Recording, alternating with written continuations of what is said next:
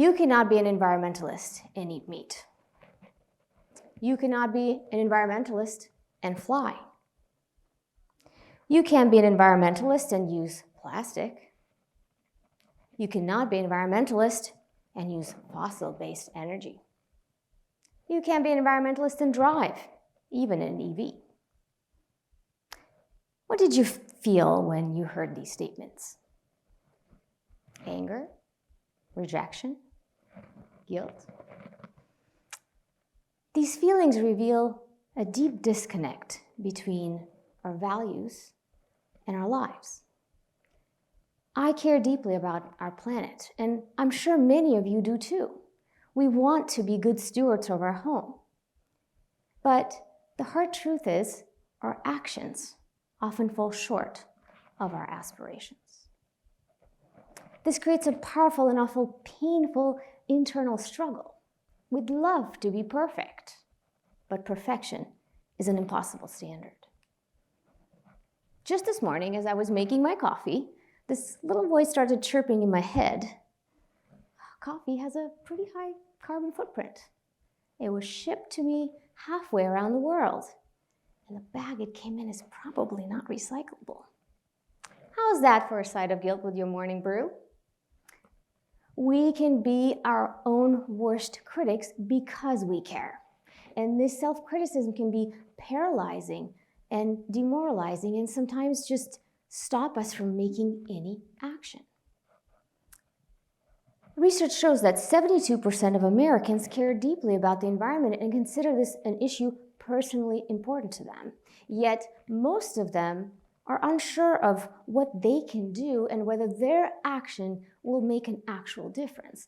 And this feeling of guilt becomes louder and more uncomfortable when we hear others point out our imperfections. It's like shining a spotlight on our deepest insecurities. How could you be advocating for climate and fly to a climate summit? How dare you talk about sustainability while enjoying the luxuries of modern life? Are you watching this on YouTube right now? Haven't you heard of the water and energy demands of data centers? You don't practice what you preach. Criticism from others feels like a personal attack, and it stings even more because it feels like someone is judging us not just for our actions, but for our intentions.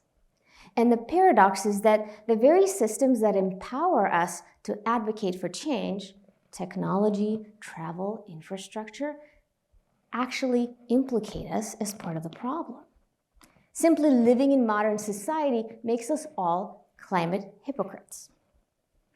I made a post on LinkedIn with the statements that I started with about eating meat and flying and using fossil energy.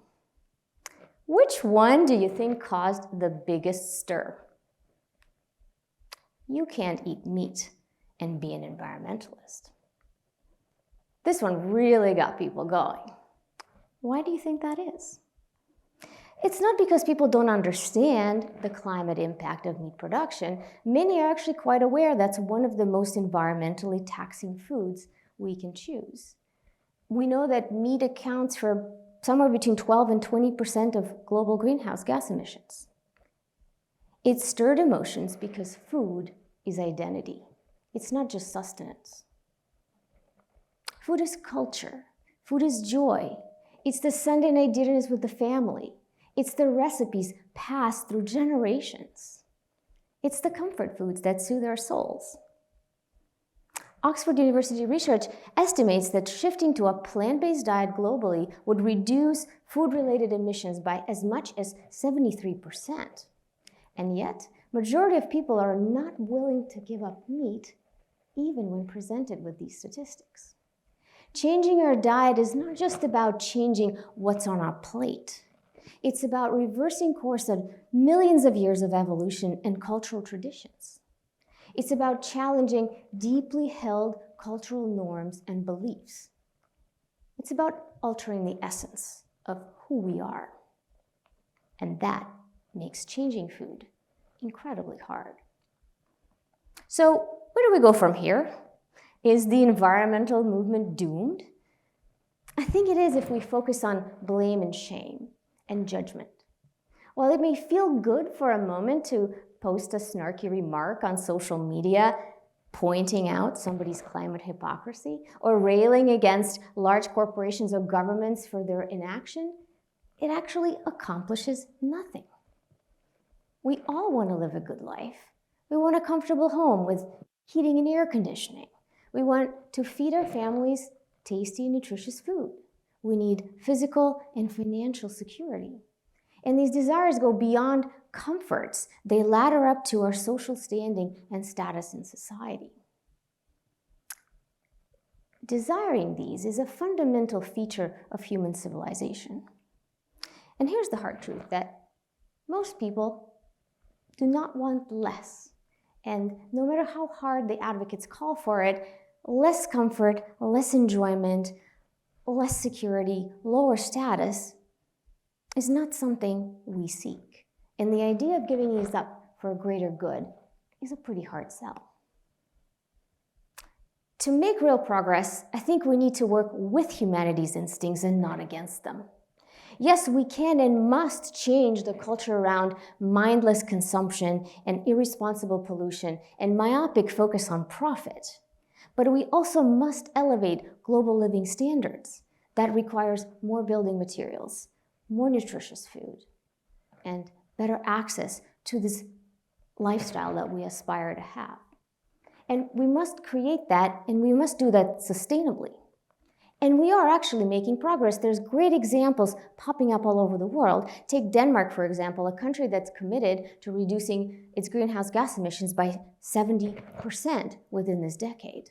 And they're not doing it by blaming or shaming their citizens. They're doing it by putting policies and practices in place that deliver safer, better public transportation that is convenient, that deliver better, healthier options for its citizens. They're making investments in order to incentivize sustainable lifestyles. Or take Rwanda, for example, that banned single-use plastics and actually saw a 50% reduction in urban flooding because the plastic stopped clogging the drains. So let's flip the conversation on climate. Instead of blame, let's focus on progress. Instead of sacrifice, let's talk about healthier, better, cleaner options. Instead of sadness and despair, let's bring optimism and solutions into the conversation. Being environmentalist isn't about being perfect or checking off a list of perfect behaviors that qualifies you to be one. It's about doing better today than you did yesterday. It's about doing what we can from where we are with what we have. And that point is different for each and every one of us. So maybe instead of going vegan, we can cut our meat consumption in half. If we all did this, we would dramatically reduce food-related emissions. We would free up large swaths of land and allow for ecosystem restoration. And we could still keep some of our traditional favorites and enjoy them in moderation.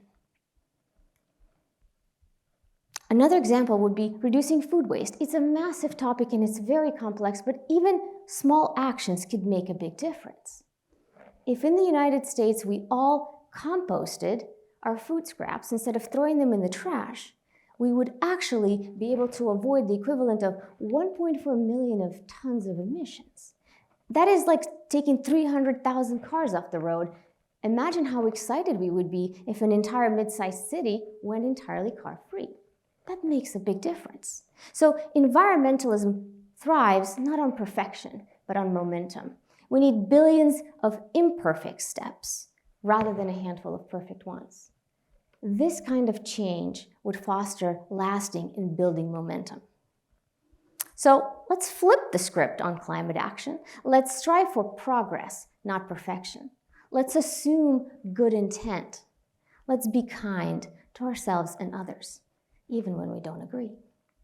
Let's focus on what we can do rather than what we can't.